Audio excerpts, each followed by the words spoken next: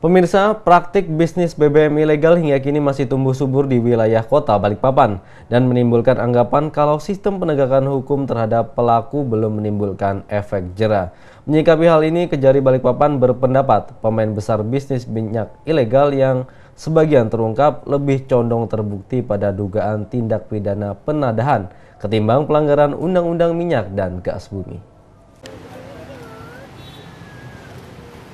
Praktik bisnis BBM ilegal dalam beberapa tahun terakhir di kota Balikpapan belum benar-benar surut.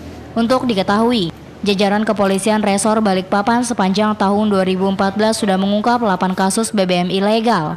Ada pula tahun 2012, kepolisian di Balikpapan berhasil mengungkap sebanyak 27 kasus dan sebanyak 18 kasus di tahun 2013.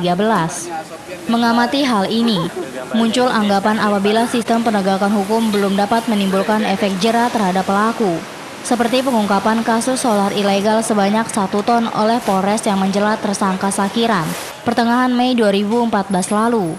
Padahal saat itu Sakiran baru menghirup udara bebas selama 15 hari, akibat menjalani hukuman atas kasus yang sama pada November 2013 lalu.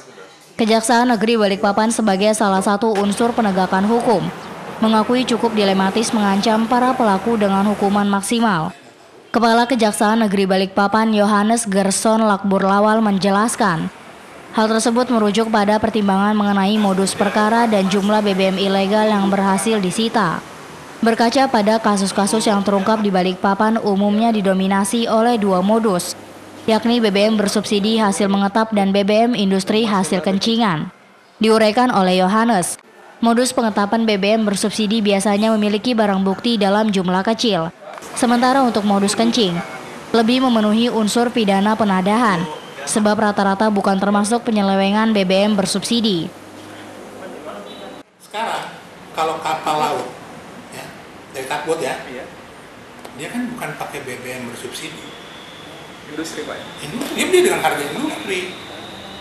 Kalau sekarang si ABK jual sama kelotok, berarti kan bisa pencurian solar, bisa juga penggelapan dalam jabatan.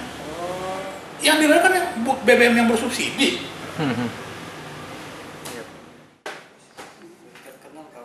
Yohanes juga menyebutkan, jumlah perkara BBM ilegal yang ditangani pihaknya terbilang menurun beberapa tahun terakhir. Upaya penegakan hukum terhadap para pelaku BBM ilegal menurutnya sudah dilakukan secara maksimal.